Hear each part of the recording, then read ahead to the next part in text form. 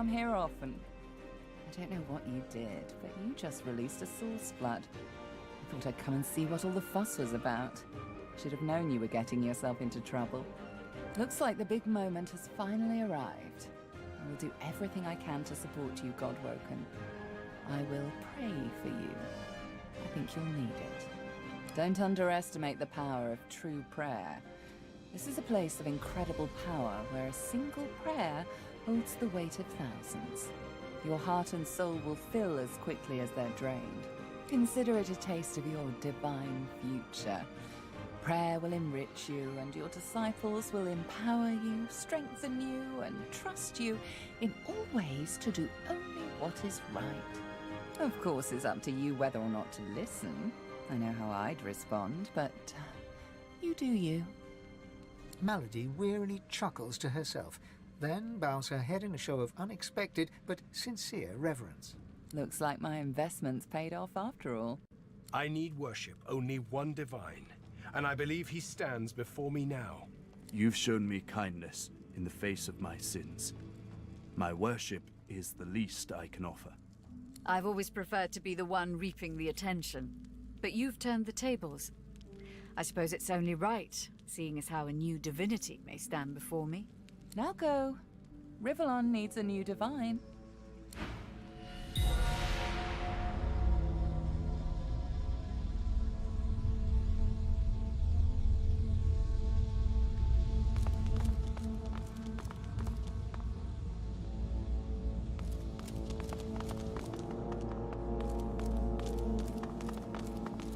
Godwoken.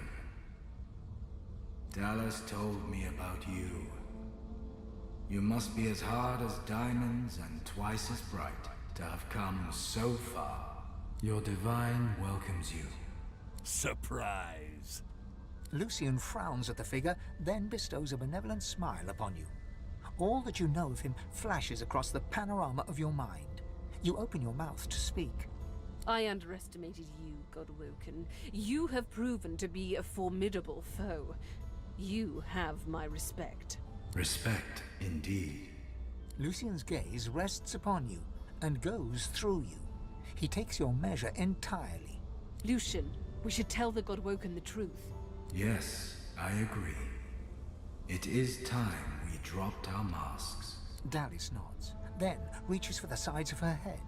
Where there was one face, suddenly there are four. She takes off the mask of the shapeshifter.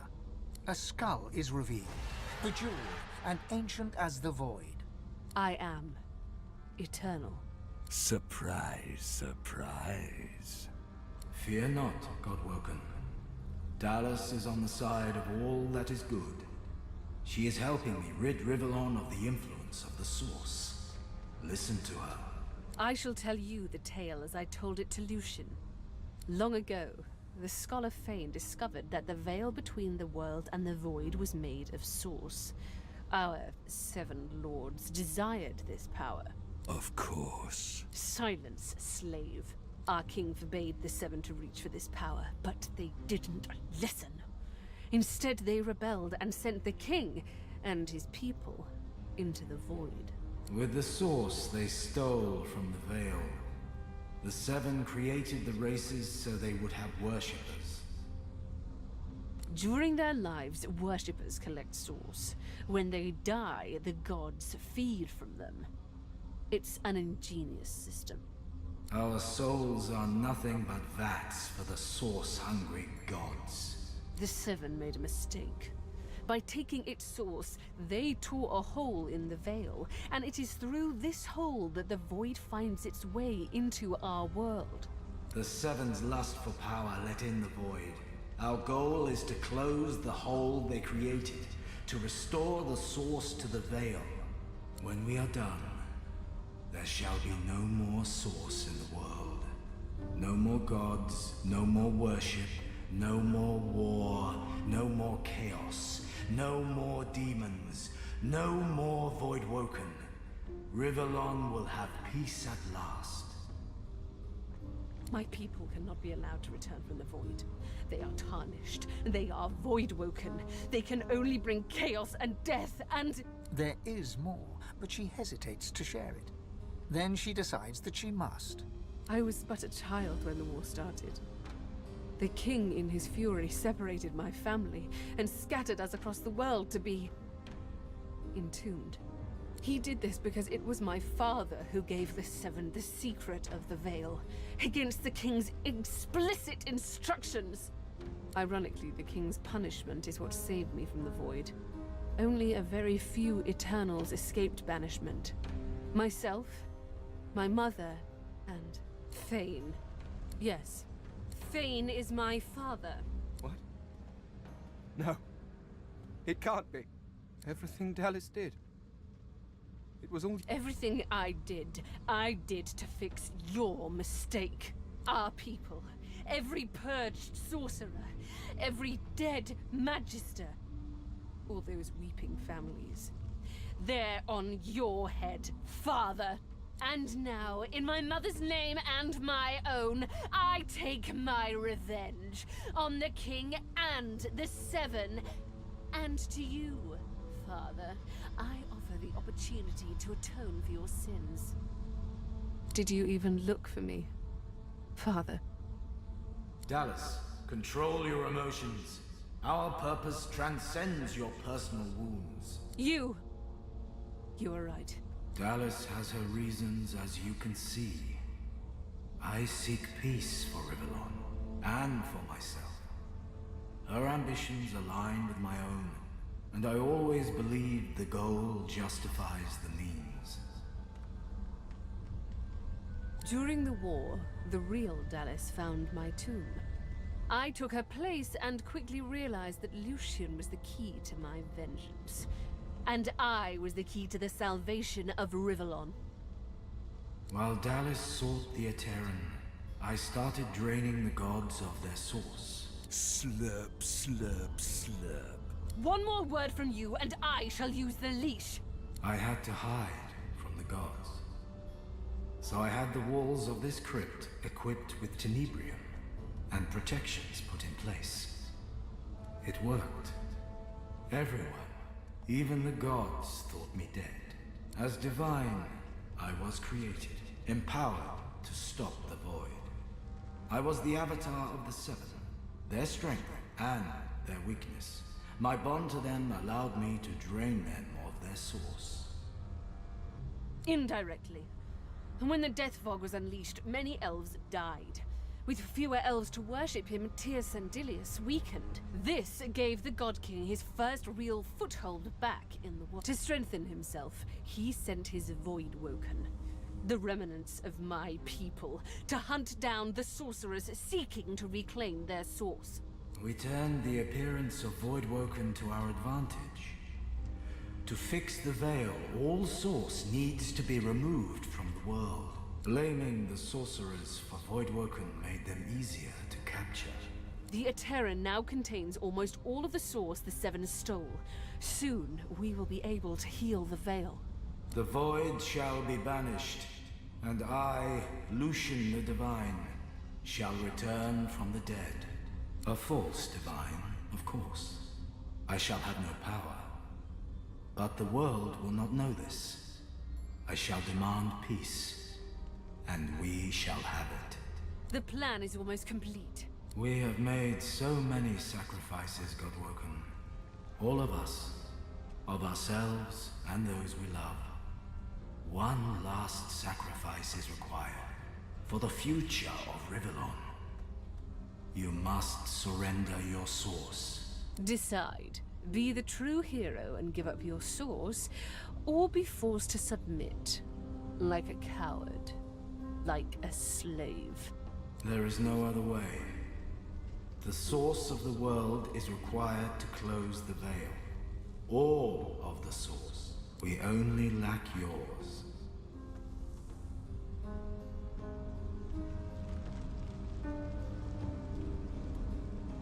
As I say, one last sacrifice is required. Yours. Then let us proceed. Show some responsibility, Father! Surrender your source! Sealing the veil will lock our people away forever. They will never be free of the void. Though if they return, what becomes of this world? Fane turns to you. In all the time that you've traveled together, you've never seen him like this. He's trembling with emotion. And you, my fellow adventurers. Together we have seen more than generations of mortals could ever see. You have seen the horrors of the void, and I have seen this world through your eyes. You showed me how beautiful it really was. There is no one else I would trust to make this choice. Whatever you decide, I will follow. You'll be a hero. Everyone will know of the sacrifice you'll make. Your name will be synonymous with the survival of Rivellon. Don't let them do this to us! But our souls, there has to be another way. No, never.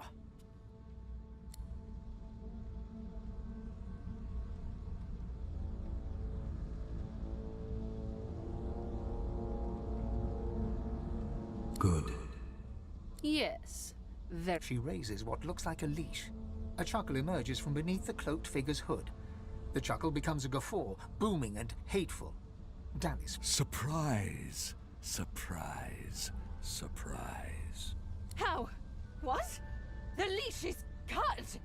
A bright observation from a bilious imbecile.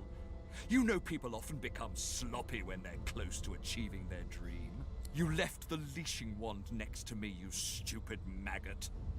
So accustomed had you become to me, pretending to be your slave. Kill him. Do shut up, you tedious buffoon, and don't look so surprised. As if I would allow a bone bag to enslave me. Me! Brachus Rex, you ignorant dog. Brachus! I am the one true king of the Source. He who shall be god of the Source. It is time for my divinity! Or did you really think I'd play slavishly along with your ridiculous scheme, Dallas? Yes, I played my part of the servile stooge. But know this. It was only about the power of divinity. Kill him. Now. Too late, you moldering, blight-stained pigs. Grant me power, my ally. God King, I call on you! You would interrupt Brachus Rex? You would interrupt the Source King? You shall redefine suffering.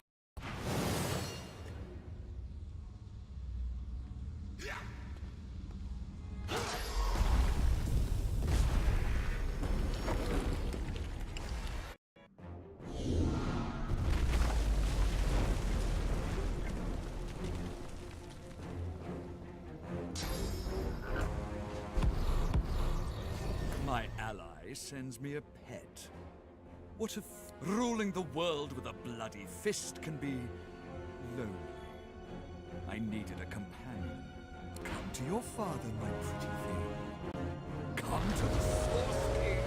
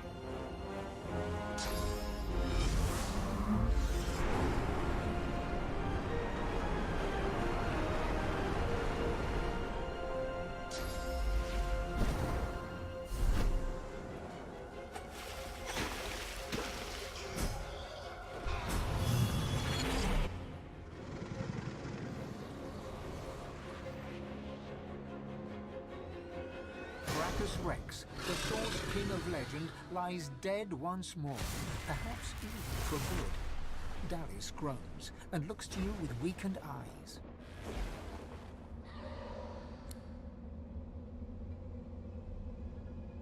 This is it.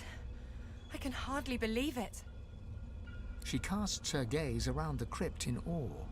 After everything we've been through, after everything we've seen, here we are. Here I am. And now that I see godhood before me, I know what I have to do. Chief, you need to ascend. There's no one I would trust with this responsibility but you. I know you'll do what needs to be done, what ought to be done. And I know you'll do it with style. Her eyes flash and sparkle with tears. She quickly wipes them away and feigns kicking you down a road. Back at you, Chief. Always. Now go on, shoo. You've got business to attend to. Listen, this is it. Again. And I want you to know I'm not putting up a fight, not against you. My revels are now ended. Yours are about to begin. I've had my vengeance, my life and my liberty. You helped me win them back. And then, when we made love, all of me awoke. All I want now is for this to end. To be by your side when we wage the final battle. And long, long after. I know you won't. Now kiss me. You kiss each other passionately, ready to face the darkest dark. Well then, this is, as they say, it. I never dreamed that after all this, I would be standing here with one of your kind, let alone that I would be proud to do so. I cannot imagine someone I would trust more with divinity, including myself. Fane lays a bony hand on your shoulder, squeezing gently. Do you know, I believe you will. You think back on your journey here, on all you have seen, on how the Magisters hunted sorcerers who committed horrible crimes, and purged sorcerers who only tried to heal the sick. You think of how the Eternals unleashed void-woken horror on the world in an effort to reclaim it. You look at the source around you. You know that within your reach is divinity. You think of what you could do with such power. Seeing the vast quantity of source in front of you, you think you should be able to handle a couple of void-woken. You think of your personal problems. It's time to make a choice. A choice that decides the fate of Rivellon, and of you. Where do you stand?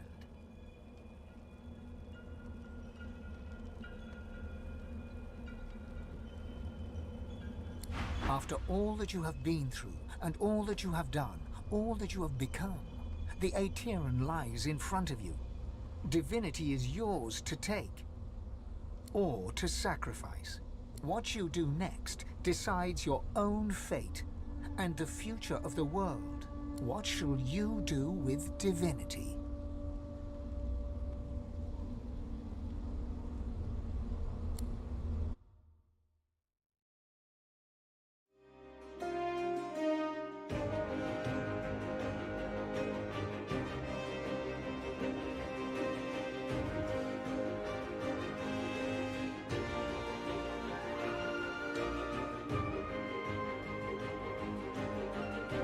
So it ended. A tale that began with my own ill-fated attempt to rid the world of the Godwoken.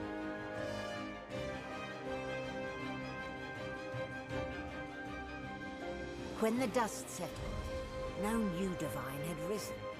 Instead, all source was released into the world for all the people and every creature to share. Everyone was now a sorcerer. And united, the peoples of Rivellon pushed back the God King into the very depths of the void. This ushered in a new golden age of peace and prosperity. But alas, it was not to last. With many greedy for wealth, power and position, the struggle soon began anew. Source, the very language of creation, was used in violence once more. The never-ending contest for power continued. As for me, My last hope of ever being freed of the God King's terrible tyranny faded when the God-woken failed to seal the veil. An eternity of pain and suffering is mine, in service of the King, until the day I am freed. The day the God King returns. Let's go next. The world was at peace, at least for now.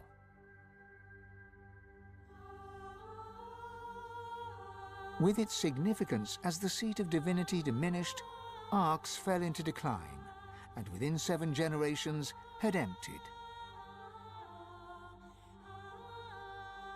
Few were as prepared for the new world as the lizardkin of the ancient empire. With power spread equally throughout the world, the advantage lay with those who knew how to steal it, and at this the lizards excelled.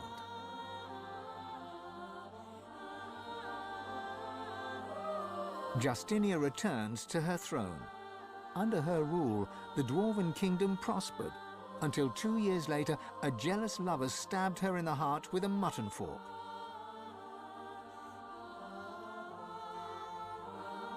With their power returned, the elves reclaimed their lands from the Death Fog and began to rebuild. Soon they would split as 2 factions sought power, one to bring back the trees, the other to bring back the scions.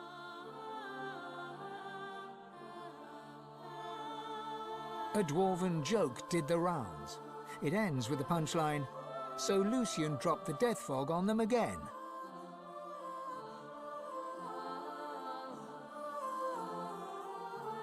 Only Sabile could bring the elves together once more.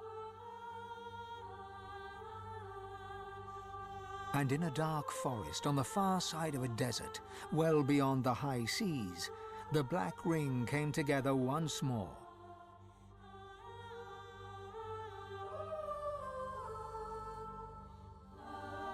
The island of Fort Joy, the old redoubt of the Source King Brachus Rex, was turned over to the people of Driftwood to use as they wished.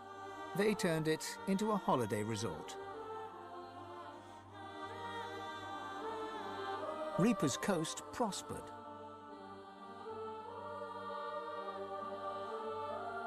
The fisheries returned, and the fertile farmlands produced the greatest harvests the surviving farmers had ever seen.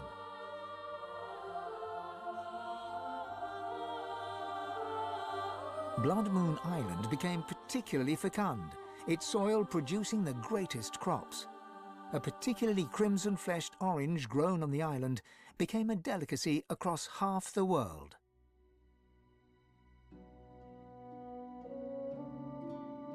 The Black Pits took fire. The oil there burns still.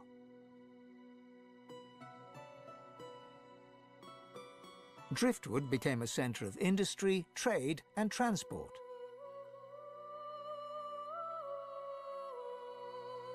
Lohar became mayor, and Brayton Barnes grew rich until, after a public argument over import duties, Barnes died in an accident, buried under several tons of fish, and also stabbed in the back with a gutting knife.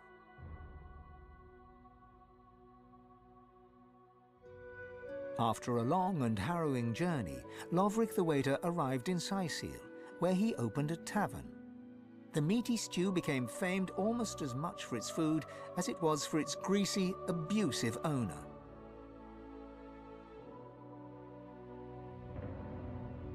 Lagan left his over-demanding wife and began a relationship with a local bard.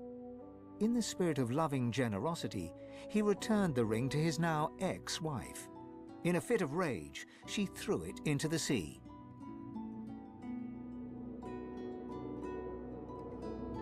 The nameless isle had vanished. Although only open water remained, by instinct ships would steer clear. None of the captains could articulate why. Millennia later, adventurers would come in search of the legendary divine city of Arx and the crypt of the great Lucian. None would pass the path of blood.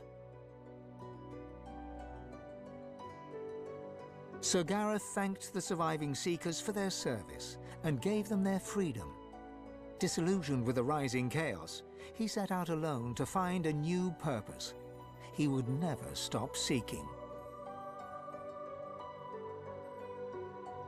Young Han went into the theatre and became one of the realm's most popular actors. Almira and Mihaili settled in an abandoned homestead. The locals liked and respected Almira. She never wanted for help, and deals always fell to her favor. Outsiders were often suspicious, but no local would speak against her. With no new divine, Malady found herself in a predicament. She had an important problem to solve, but no ally strong enough to call upon, and so her search continued. Having performed the greatest act of necromancy in history, Tarquin found the new world unchallenging. He became obsessed with rumors of another plane of existence. One day he vanished and was never seen again.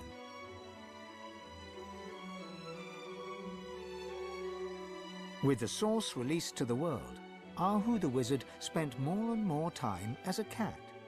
One day he decided he would not change back.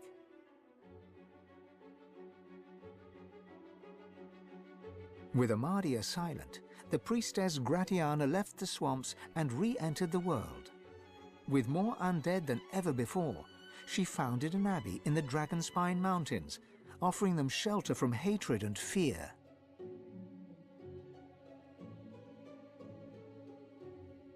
As the forests grew anew and the elves were equals at last, Sahela shared elven knowledge of the source with the world.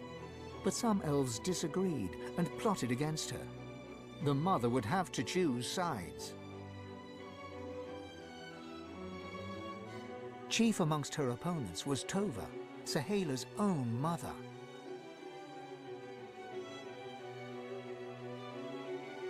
As Source flooded Rivellon, Fane set out to record everything he could of this new world. As he travelled, he kept a socket peeled for signs of the Eternals, hoping to find the wife he'd lost. He's still looking. As the new mother, Sabine found a great forest and founded a new elven homeland. Elves flocked to her and worshipped her as a goddess. Sabine swore never to kill again, but once in a while she'd look at her needle and smile. Losa returned to her music and enjoyed a storied career as Rivellon's premier musician. Dark moods would at times overtake her, and she would spend long hours walking in the wilds. She always returned with a new song. And then there was you.